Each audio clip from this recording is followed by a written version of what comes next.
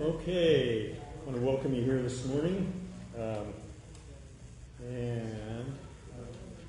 I think, Doug, would you mind turning that down? I'm getting a little feedback, just a smidge, please. I'm not sure which one turned out. That's the main. It's the main one. It's the first one on the right. Main volume. You see it? That's good. Thank you. All right.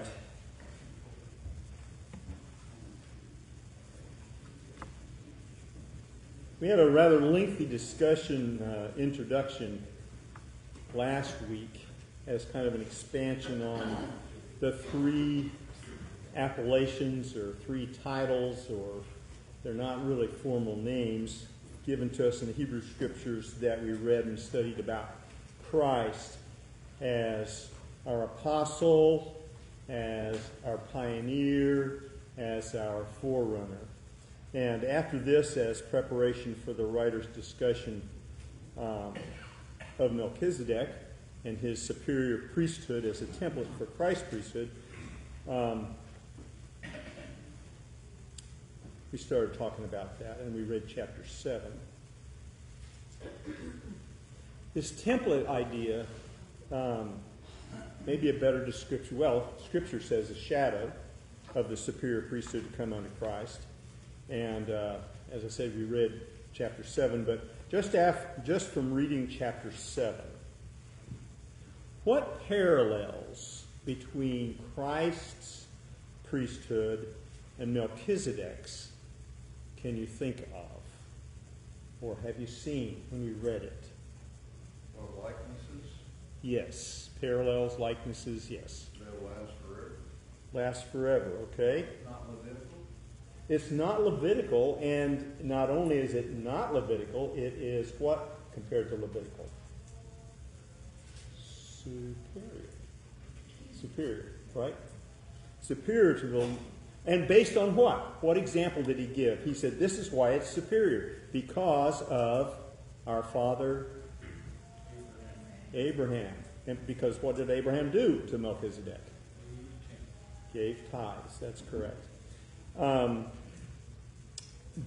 Also, it's from a different tribe, and it is, you may have said this, what kind of a priesthood as far as time is concerned?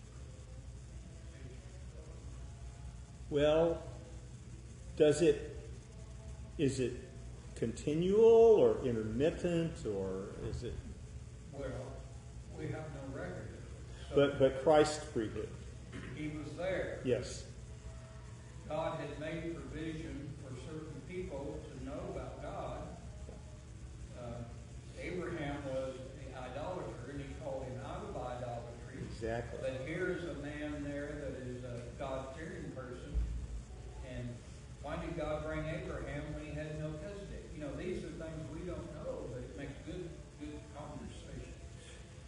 And it could be that the only reason for Melchizedek was to provide a pattern for Christ's priesthood, because God does those kinds of things. Well, it says right there, so there was need for another priest to come, a priest like Melchizedek, Right. not Aaron. Right. Yep. And that was because the Levitical priesthood could not accomplish God's purpose of making his children perfect, aka righteous. It just wasn't possible. So a superior priesthood was needed. So this also called for, if that old priesthood wouldn't do it, you needed a new priesthood, which meant you needed a new priest, but also a new covenant, a new agreement, a new testament, a new will. And so this was the new law. Neither Melchizedek nor Christ was ordained priest by another man. Aaron was. Who ordained Aaron as priest? Moses. Remember? He did all this pouring of oil and washing and so forth we read about back in Exodus. And it is a continuing forever.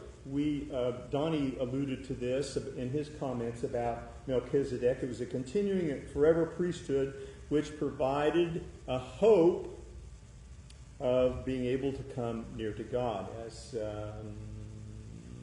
725 I think says. So because it's a continuing priesthood with a flawless high priest who lives forever, even offering for sacrifice the body in which he appeared, even doing that, couldn't keep him in the grave. So he could offer the perfect one-time sacrifice for all time.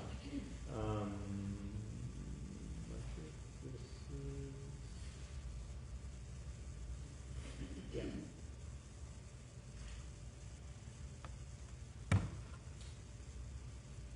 Jesus lives forever, so he'll never stop serving.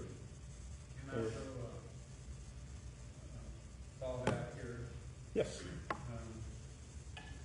God cares about people. Oh, indeed. Over here in Exodus 18,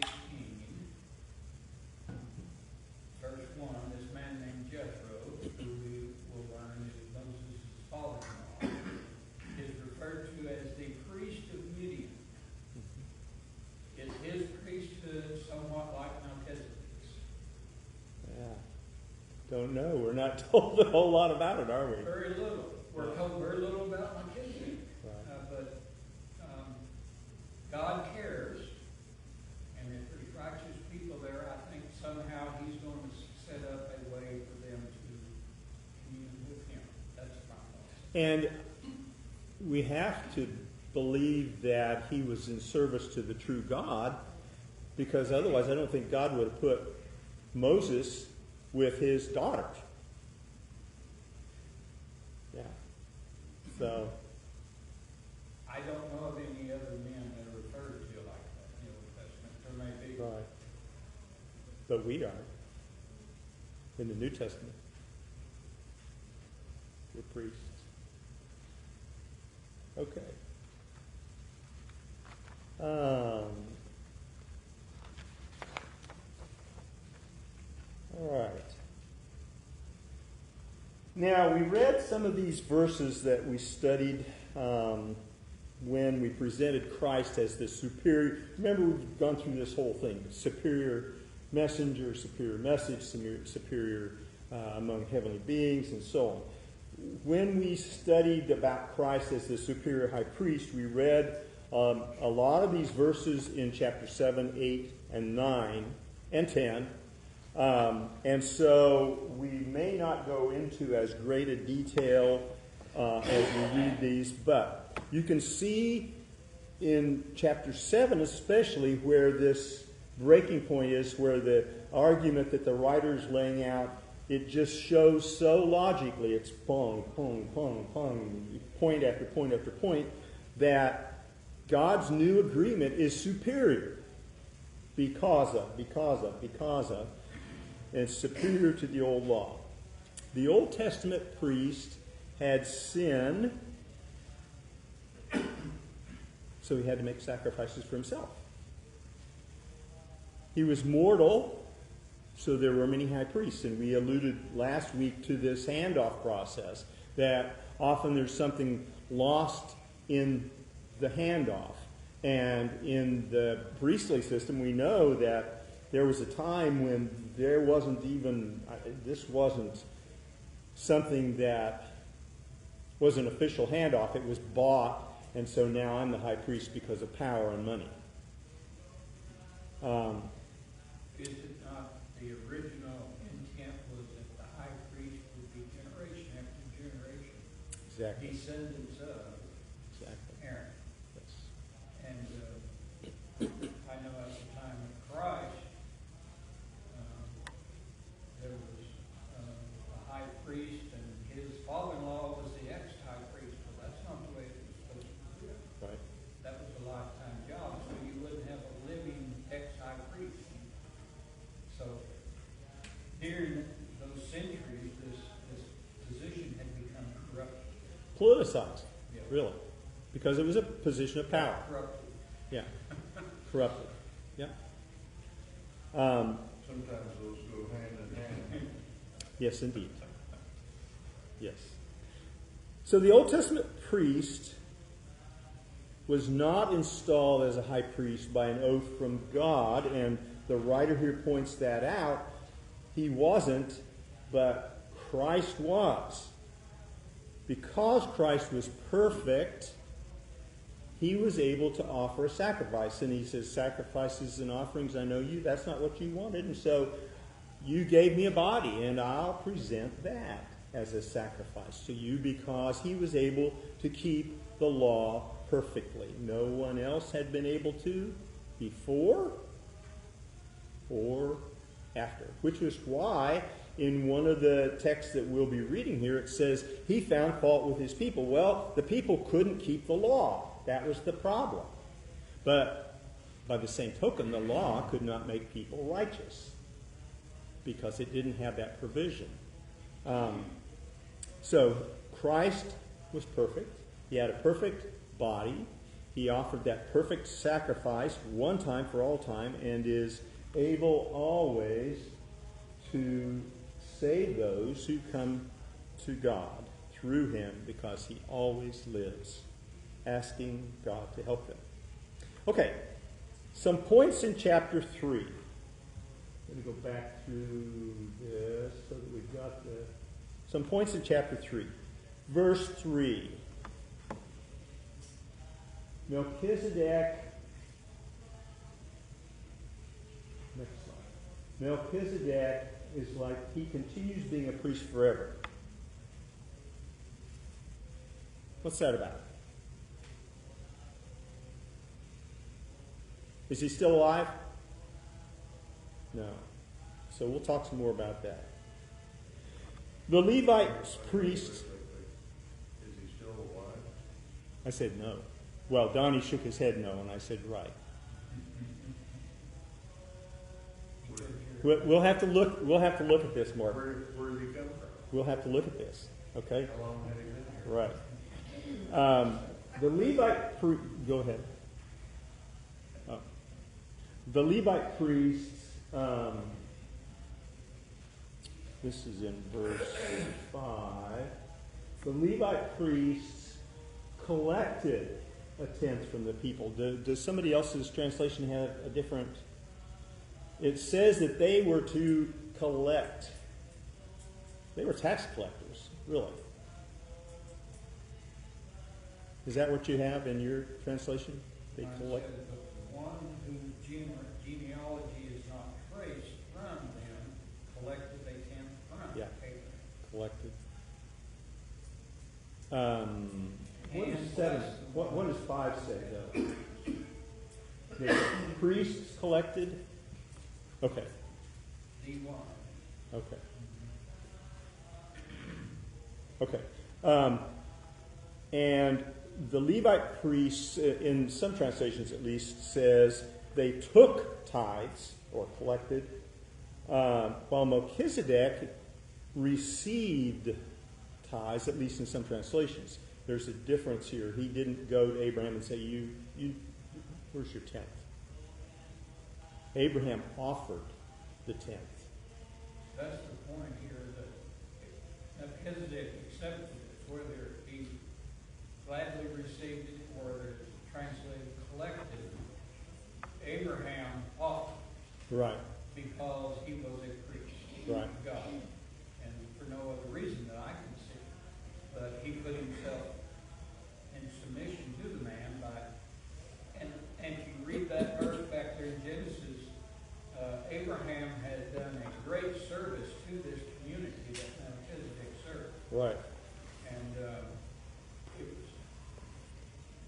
What's it would have been that? appropriate for them to say, "Here, you did this, take this," but Abraham didn't, he gave. Right. Right. Well, I thought Christ was in the order of Melchizedek. He is. Did I not say that? So I just don't understand. I mean, I don't want to get hung on Melchizedek. In the long run, he don't mean. I mean, to our salvation, I just don't see what he's going to play a role. But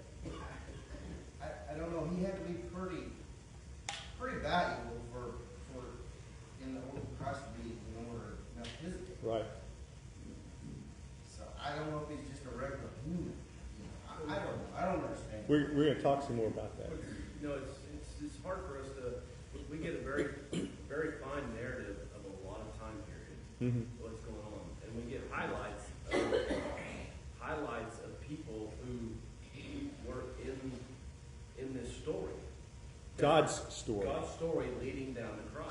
And Melchizedek, we're seeing he served a very important function here because he set up this parallel, this idea. Now, what he was, who he was before, apparently it's not important to us, really. I mean, we can surmise and guess, and people do lots of things with the ideas, but we are told by inspired word he was the Most High. He was a priest of the Most High God. Where we can argue about Jethro. He's a priest. He doesn't go to the effort of saying of the Most High God. Right. Where this does. So he served God. He served Yahweh. Now he served him before the Levitical priesthood and all the law and stuff was in place. He already served him. So somehow God had influenced this man somehow. He was a patriarch. He was one of the patriarchs. And it's just, but the whole point is, he was before, and we hold Father Abraham up as this thing, but Abraham gave a tie to him. So yes, Abraham was showing deference to Melchizedek. Right. And I mean we can go circles, but that's the big picture of it. Right. Okay.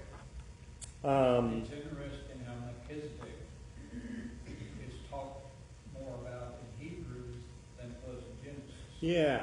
It's just 1 or 2 verses in Genesis. Right. But yet this brings it to light how important that was for whatever reason. If it's important it was, or the writer would be right. That's correct. Verse 11. The people could not be made perfect through that system. So again, he's putting these building blocks in place. Perfection is righteousness in God's sight. And that was not possible under the old law, not attainable by the Levitical priesthood. So a different priesthood, one that could accomplish that could perfect mankind, was needed. In verse 15, so the connection becomes even clearer, the writer says, when a priest like Melchizedek appears. The connection of perfection and righteousness. The connection of Christ living forever. The connection of Abraham being subservient, if you will, to Melchizedek. One who is a priest, he's superior. He's not a priest because someone appointed him. He's a priest not based on rules and laws that were set up, but through the power of his own life, Christ. Based on the power of who he was, who he is. Life that continues and continues and continues. And then in verses 20 and 21, this oath thing refers back to, you remember in chapter 6, he talked about the oath that he made to Abraham, that through him all nations of the earth. This is a reflection back to that oath and the process, and how that God did that swearing an oath because we are more impressed with an oath than we are with a promise. And so God implemented him as a priest forever through a promise and through an oath. Okay? And so he's the guarantor of a superior agreement between God and his people. And in verses 23 through 25, he is not affected by mortality as the priests that you're familiar with, Jewish believers, were. So he serves as a priest forever. He is always able to help. He doesn't get infirm and, well, he's not able to do his duties today because he's sick. No, he's always able to save, always able to help those who come to God through him. And this, I mean, if we were to go off on this rabbit trail about those who think it's not necessary to pray through Christ and that sort of thing, well, you don't get to God if you don't go through him. There no one coming to the Father except by me, he says. So verses 26 through 28 is a summary of why he's superior. And so he starts out, so he's the kind of high priest who is. This is what we need. Not like these other priests that you're hanging on so tightly to. He offered a sacrifice once, not multiple times. He doesn't have any weaknesses. He was made a priest by an oath from God, not appointed by anyone else. He is the perfect high priest. Yours are not, the writer would say. Any other thoughts before we move on a little bit? Yes? Well, I couldn't find any other priest. I mean, Jethro was a priest. Yes. But Melchizedek was a king and a priest. And And Christ is a king and a priest. And part of his name, if you recall, was either king or priest of righteousness. Righteousness, yeah. Just a side note, I was noticing, look back on, we got Psalm 124, where it talks about the priest forever after the order of. Go to the very, very top of this 110, this is the same psalm that Peter uses when he talks about, sit at my right hand until I make your enemies my footstool, and his, on the day of Pentecost, when he was making that big, that long narrative about Christ. So, it gives you insight into this whole, that there's a lot going on in Psalm 110. Yes, yes. So, a little bit here about Melchizedek, because, I don't know if anybody else has, but I've struggled with this a bit.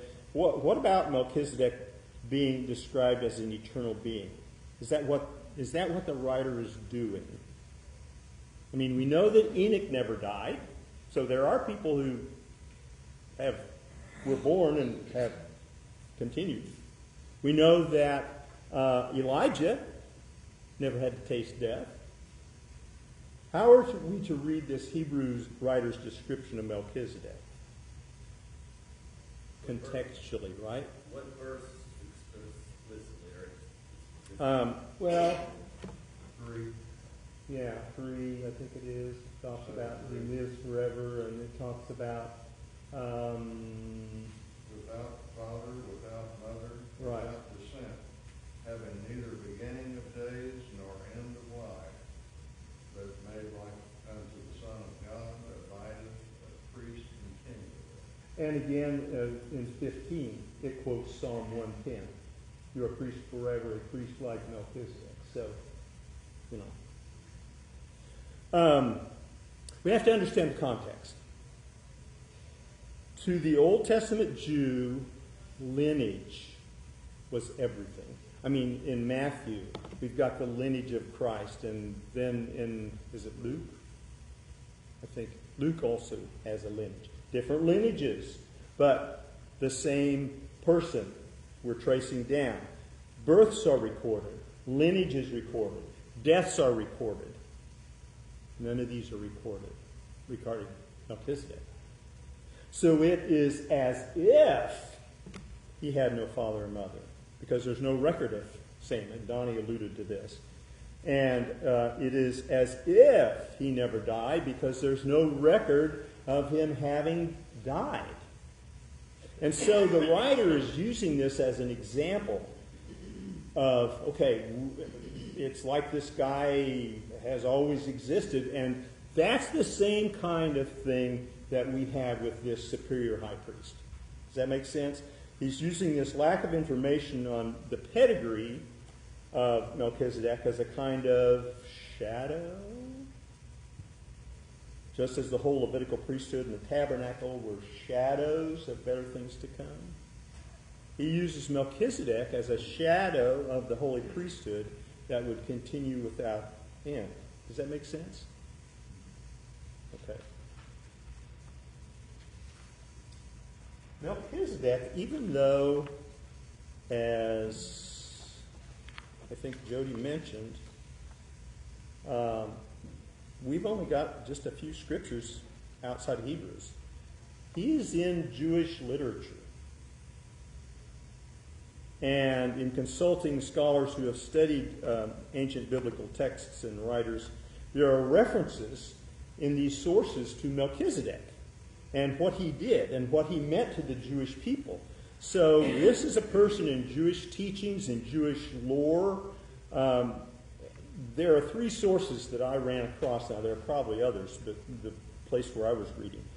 And I'd like to start with the oldest of these sources, according to what I read in preparing this to look at Melchizedek. And you say, well, why spend so much time on this? Well, because it's part of the pattern. It's part of what the writer is trying to establish here, that you've got all these old things, but that's just a shadow of what is to come. And just as a shadow is not me or you, we still can get an outline as to what is to come. It helps me understand the mindset of Paul's audience a little better. Where Right. were they coming from? Why was there a problem? Why did he need to go to these depths to explain this, get it through to them? This first source is from approximately 100 BC, before Christ. How many of you have ever heard of the Qumran Caves? Qumran Caves. Well, it was in one of these caves, number 11, if I correctly interpreted the source I was reading, that the Dead Sea Scrolls were found. Now, a lot of folks have heard of the Dead Sea Scrolls. And I imagine, Mark, while you're listening to me talk, why don't you turn over to Isaiah 61, please. I imagine many of you have heard of those. Some of these writings in the Dead Sea Scrolls parallel Scripture, not exactly, but they're very similar and run alongside Scriptures that have come down to us in, for example, the book of Isaiah, and also in some of the Psalms.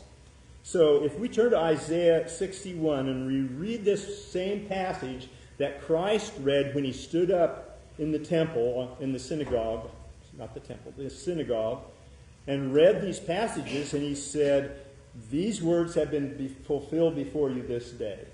There's a parallel to this ancient text, the Dead Sea Scrolls. Not verbatim, but similar. And so let's read Isaiah 61, verses 1 and 2. I don't have an overhead for this, so. The Spirit of the Lord God is upon me, because the Lord has anointed me to bring the good news to the afflicted. He has sent me to bind up the brokenhearted, to proclaim liberty to captives and freedom to prisoners, to proclaim the favorable year of the Lord and the Lord of vengeance of our God, to comfort all who mourn. Okay. The Dead Sea Scrolls. Lord has anointed me to bring good news to the poor. Melchizedek will issue a day of jubilee whereby he returns inheritances and releases people from the debt of all their sins. Atonement will be made for the sons of light and those predestined to Melchizedek. It will be decreed for the year of Melchizedek's favor. Here it says, to proclaim the year of the Lord's favor. Okay? And by his might will he judge God's holy ones and so establish a righteous kingdom. As it is written about Melchizedek, a God-like being has taken his place in the council of God. In the midst of the divine beings, he holds judgment. Melchizedek will prosecute the vengeance required by God's statutes. He will deliver all the captives from the power of Beelzebub. Belial, the devil, and from the power of all the spirits predestined to him. So this is this is in their literature, this is in their lore, this is in the texts that they studied, that Melchizedek was a special person. Not a lot in our scripture about him, but they did have it in their literature. Next, there was a writer named Philo, Philo, not the Philo that we're familiar with, but he lived from 15 BC to about 50 AD. So he would have been a contemporary of Christ. And he wrote about Melchizedek. He wrote, God made Melchizedek the king of peace, that is the city of Salem, and he was worthy of his priesthood. He is called a just king because he is the interpreter of law.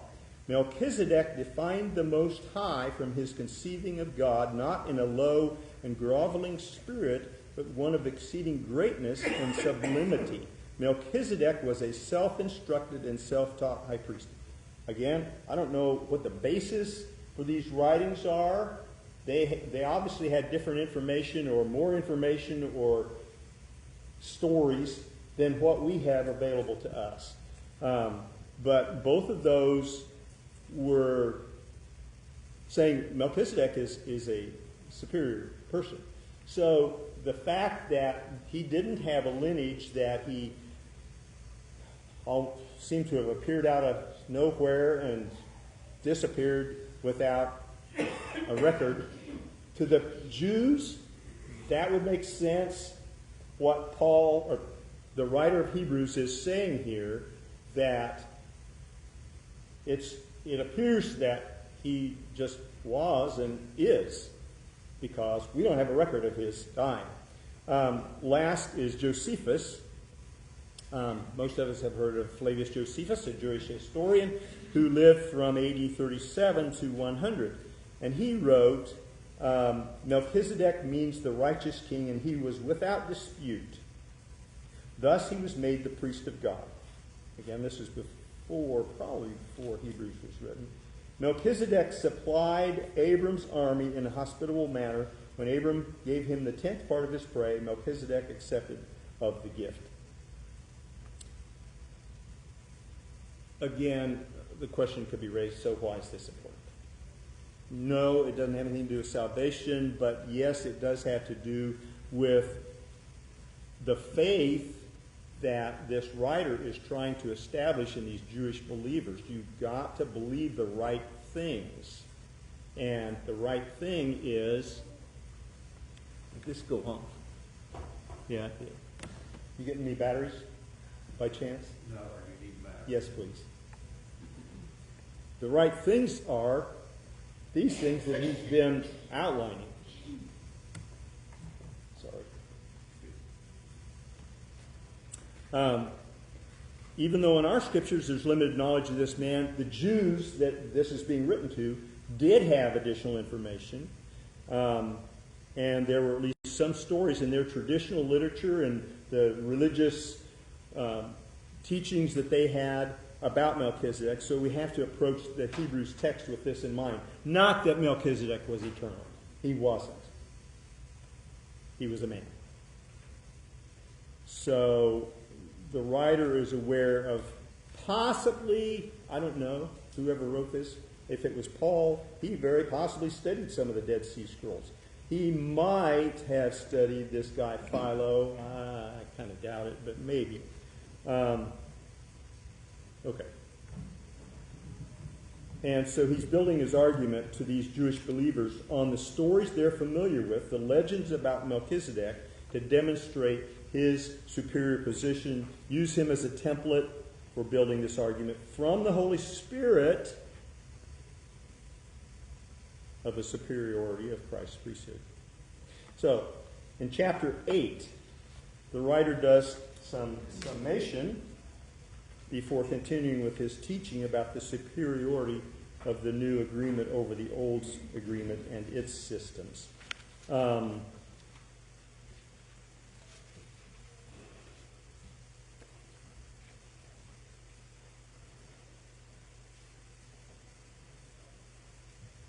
Donnie, I'm going to ask if you would be willing to read for us in chapter 8. And Mark, if you would be ready to read in chapter 9 some verses as we're reading chapter 8. And Jody in chapter 10 some verses, at least the first part that here that we're going to read. Because a lot of this is further explained, clarified, expanded upon in these other chapters, and rather than reading it sequentially, I think it makes more sense to connect it as we're going along.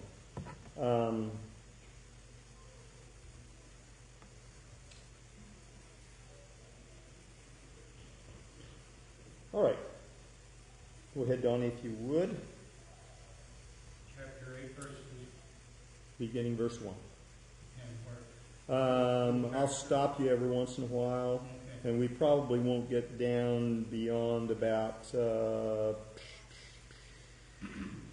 verse 6. I'm going to stop you after verse 2 for a short period. Now, the main point in what has been said is this: we have such a high priest who has taken his seat at the right hand of the throne of the majesty in the heavens, a minister in the sanctuary and in true tabernacle which the Lord pitched, not a man. Okay, so, not a man. Read Hebrews 9:11, if you would, Mark, please. Chapter 9:11. Yes. But Christ, being come a high priest of good things to come, by a greater and more perfect tabernacle, not made with hands, that is to say, not of this building. Okay, so this true place of worship made by God is also referenced in 9:11. And if we were to say this, I mean,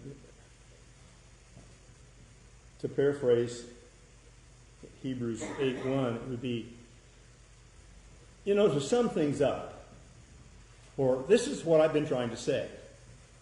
Here's the point of what we are saying. This is what we've been trying to get at. Go ahead in verse 3, please, Don. For every high priest is appointed to offer both gifts and sacrifices. So it is necessary that this high priest also have something to offer. Okay, so here again, he is continuing this discussion, drawing parallels between the superior priesthood and its practices to the old priesthood and their practices of worshiping God, as well as how they qualified to be priests. I want you to be sure and notice the wording here in verse 5, as it's critical to our understanding of this whole discussion. A shadow, or as the NET says, a sketch. Go ahead. Now, if he were on earth, he would not be a priest at all, since there are those who offer the gifts according to the law, who serve a copy and a shadow of heavenly things. Just as Moses was warned by God when he was about to erect the tabernacle for see, he says, that you make all things according to the pattern which was shown to you on the mountain. But now he has obtained a more excellent ministry by as much as he is also the mediator of a better covenant, which has been acted on a better promise. Okay. Copy and shadow, 9:23, please, Mark, and 10:1, Jody, please. It was therefore necessary that the patterns of things in the heavens should be purified with these, that the heavenly things as themselves were better sacrifices than these. Okay. 10:1. Since the law has but a shadow of good things to come instead of the true form of these realities, it can never, by the same sacrifices that are continually offered every year, make perfect those who draw near. How many have ever worked off of a blueprint? Everybody knows what a blueprint is, though, right? Now they've got CAD stuff, and you don't see the old paper blueprints so much anymore. But I remember when I was in the construction business industry that occasionally the builder would have to go back to the architect or whoever drew the blueprints and say, wait a minute, there's something wrong here because we can't get this to fit, or this doesn't fit here, or this door is opening the wrong way, or something like that. Because the building's not going to work if the blueprint is not accurate. And that's the whole point here, that the copy and the shadow had to be exactly the way God said. Otherwise, it's going to be messed up, Moses, down the line. When we try to get this looking like what it's supposed to look like in the end, it won't.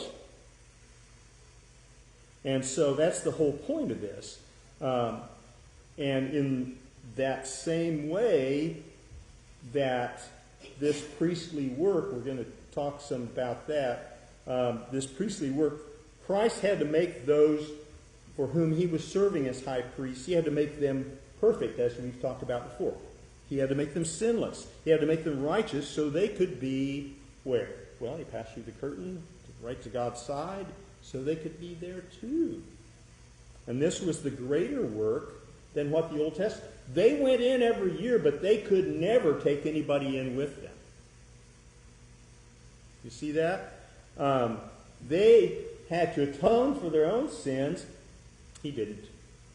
He only offered one sacrifice. He didn't offer multiple sacrifices even one time.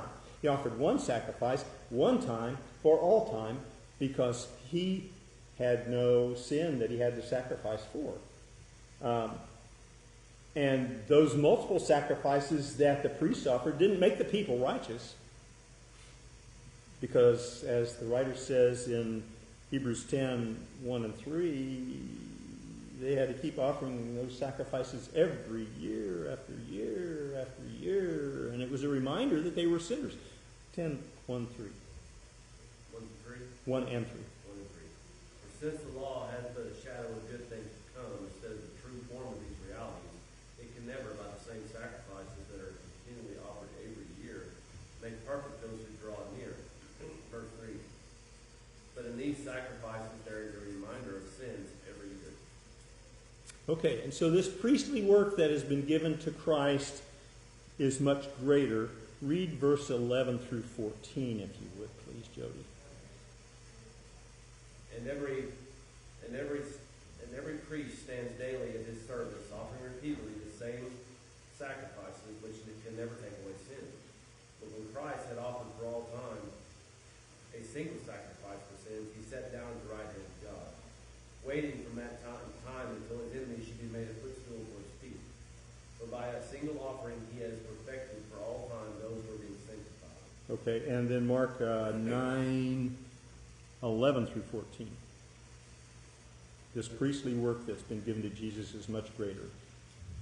But Christ being come as a high priest of good things to come by a greater and more perfect tabernacle, not made with hands, that is to say, not of this building, neither by the blood of goats and calves, but by his own blood he entered in once into the holy place, having obtained eternal redemption for all.